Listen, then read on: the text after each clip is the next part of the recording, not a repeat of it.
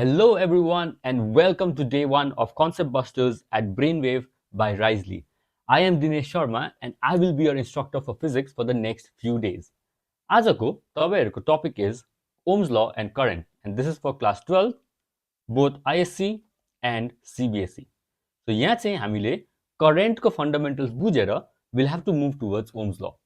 त्यसको लागि first we have to understand what current is. Current भनेको चाहिँ के हो? So my definition of current is very simple. म current define गर्दाखेरि जहिले एउटा word मात्रै associate गर्छु त्यसमा, and that is flow. कुनै कुरा flow हुँदैछ भने त्यो automatically current भइहाल्छ. Like for example, अगर एक ठाउँदेखि अर्को ठाउँ A to B water flow हुँदैछ भने त्यसलाई हामी water current भन्छ. अगर A देखि B air flow हुँदैछ भने त्यसलाई हामी air current भन्छ. A to B heat flow हुँदैछ भने त्यसलाई heat current भन्छ. Heat wave पनि भन्छ, right? So current is basically flow. केही कुरा flow हुँदैछ from region one to another. तर जब हामी यसलाई चार्जेस सँग एसोसिएट गर्छ यसलाई हामी इलेक्ट्रिकल करंट भन्छ. Like for example A to B मा अगर चार्ज फ्लो हुँदैछ Q जाँदैछ A देखि B सम्म, then that becomes electrical current. त्यो करेन्टले हाम्रो लाइटहरु बल्छ, टिभी चल्छ, ल्यापटप्स चल्छ, and all the things that we use, electronic devices that we use, त्यो सबै operate हुन्छ. Now let us try to understand the basics of current with a very simple example. यो मेरो standard example हो that I use for everyone. So let's try to figure out current with this example. Let's consider a hilltop or a mountain जुन चाहिँ glacial छ, मतलब top मा ice छ. Now when the temperature increases, definitely the ice will melt, and I think हामी सबैजना agree गर्छ कि त्यो पानी downward flow हुन्छ.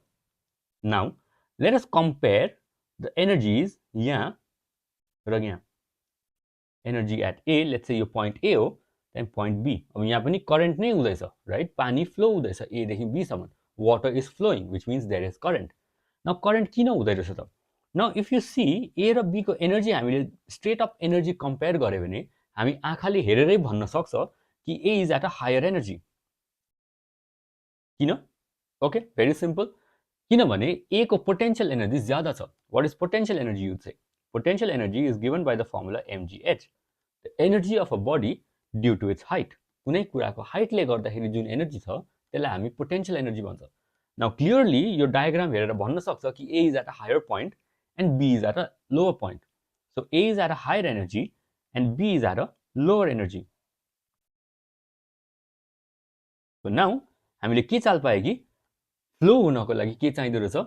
एनर्जी चाहिँदो रहेछ, तर not very simple kind of energy. हामीलाई चाहिने रहेछ एनर्जी डिफरेन्शियल. एनर्जी डिफरेन्शियल यो भन्नाले के हो? What is energy differential? Energy differential भनेको चाहिँ दुईटा पोइन्ट जहाँबाट फ्लो हुँदैछ, जहाँसम्म फ्लो हुँदैछ, यो दुईटाको बीचको एनर्जी चाहिँ डिफरेन्ट हुनुपर्छ. एउटाको एनर्जी हाई हुनुपर्छ र एउटाको एनर्जी लो हुनुपर्छ. अनि हामी देख्छौं कि जहिले पनि फ्लो चाहिँ हाई एनर्जी देखि लो एनर्जी पट्टि हुन्छ. यहाँ पनि के हुँदैछ? फ्लो हुँदैछ from a region of higher energy that is A to a region of lower energy that is B. So current is flow. केले गर्दा हुँदो रहेछ? एनर्जी डिफरेन्शियलले गर्दा हुँदो रहेछ. एनर्जी डिफरेन्शियल भनेको चाहिँ दुईटा पोइन्टको बीचमा चाहिँ एनर्जी डिफरेन्स हुनुपर्छ. दुईटाको बीचको सेमै एनर्जी छ भने त हुँदैन नि त flow. Like for example think about a lake. एउटा लेक छ, लेकमा पानी फ्लो हुन्छ? हुँदैन नि त. लेक भनेको स्ट्याग्नेन्ट हो नि त, वाटर स्ट्याग्नेन्ट. किन स्ट्याग्नेन्ट छ? किन फ्लो भएको छैन? किन करेन्ट छैन? किन फ्लो छैन? किन करेन्ट छैन? द्याट इज बिकज कहाँबाट हुनु र करेन्ट पनि? लेट्स से यो पोइन्ट A हो, यो पोइन्ट B हो, दुईटै सेम हाइटमा छ, यिनीहरूको एनर्जी दुईटैको सेम छ. एनर्जी सेम भयो भने के भयो? अब फ्लो हुन सकेन. फ्लो हुन सकेन भने करेन्ट पनि छैन. सो नाउ हामीले चाल पायो, we established that for current to happen there has to be an energy differential. तर जब हामी यसलाई मतलब हाम्रो current electricity मा हाल्छौं, when we put it into current electricity, when we put this concept here, we name this energy differential as potential difference. Potential difference, and it's given by capital letter V. It is exactly the same. यो भनेको नै त्यही हो, energy differential नै हो. But just to make sure that we are studying current electricity, हामी यसलाई potential difference भन्छौं, and it is given by capital letter V. अनि यसको SI युनिट पनि भोल्ट नै हो. यसलाई SI युनिटमा हामी यसको भोल्ट हो. नाउ सो हामीलाई याद भयो कि के हुन्छ अगर पोटेन्शियल डिफरेन्स ज्यादा छ भने हाम्रो के हुन्छ, करेन्ट पनि ज्यादा हुन्छ। Yes or no? अगर दुईटाको बिचको एनर्जी ग्याप ठुलो छ भने फ्लो पनि छिटो हुन्छ। अगर यो माउन्टेन अलिक अग्लो भएको भए, एन्ड इफ ए वाज अलिकति higher, if A was a lot higher then B, let's say A was somewhere here and water started flowing A देखि B सम्म, that could we say that the flow would be faster? Yes, definitely it would be yes, because A अलिकति higher energy मा छ अझै. So now that makes the water, that makes the current faster. So हामीलाई याद भयो कि potential ज्यादा छ भने, पोटेन्शियल डिफरेन्स ज्यादा छ भने करेन्ट पनि ज्यादा हुन्छ। पोटेन्शियल डिफरेन्स कम्ती छ भने करेन्ट पनि कम्ती हुन्छ। So now this is a very simple proportionality. यहाँ चाहिँ के हुँदैछ, भोल्टेज र करेन्ट चाहिँ डिरेक्टली प्रोपोर्सनल छ एकअर्कासँग। भोल्टेज बढ्दा या त पोटेन्शियल, सो पोटेन्शियल डिफरेन्सलाई चाहिँ हामी भोल्टेज पनि भन्छ by the way. Potential difference बढ्दा करेन्ट पनि बढ्छ, पोटेन्शियल डिफरेन्स घट्दा करेन्ट पनि घट्छ, and that is given by this proportionality. यसलाई हामी डिरेक्टली प्रोपोर्सनल भन्छ, डाइरेक्टली या त directly proportional. And this, my dear students, is the Ohm's law.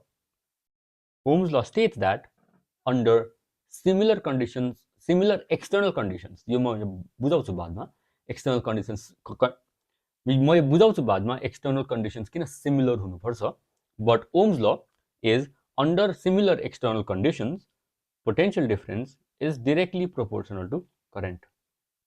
Current बढ्नको लागि पोटेन्शियल डिफरेन्स पनि बढ्नुपर्छ, या त पोटेन्शियल डिफरेन्स बढ्नको लागि पोटेन्शियल डिफरेन्स बढ्यो भने करेन्ट पनि बढ्छ।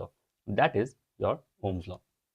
यो प्रोपोर्सनालिटी हट्दाखेरि बाइ द वे एउटा कन्स्टेन्ट आउँछ, त्यो कन्स्टेन्टलाई चाहिँ हामी रेजिस्टेन्स भन्छ। R I V is equal to R I, and this R is called resistance.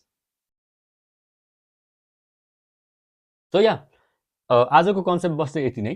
I taught you what current is, current किन हुँदो रहेछ, अनि करेन्टको एक दुईवटा एक्जाम्पल पनि दिउँ हामीले। इलेक्ट्रिकल करेन्ट नभएर अरू टाइप अफ करेन्ट पनि एक्जाम्पल लिउँ। हामीले करेन्टलाई जेनेरिक पाराले बुझ्यौँ, देन हामीले यसलाई we brought it back to our syllabus with current electricity.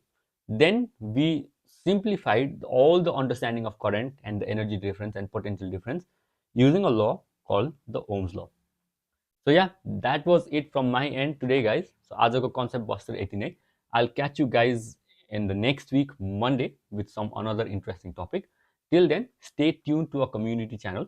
If you have any doubts, join your class group, class 12, class 10 भनेर group बनाएको हुन्छ. Join there, and if you have any doubts, you can send the doubts directly to the group. I am there in the group. There are other experts in the group. जसले तपाईहरुलाई guide गर्न सक्नुहुन्छ. So if you want further guidance other than this, अझै एक दुईवटा concept बुझ्नु भएको छैन, and you want us to help you with those, then please drop a message on those groups. We will be there to help you. Right? So yeah, that is all for today. I'll see you guys next week. Till then, stay tuned and happy learning. Bye bye.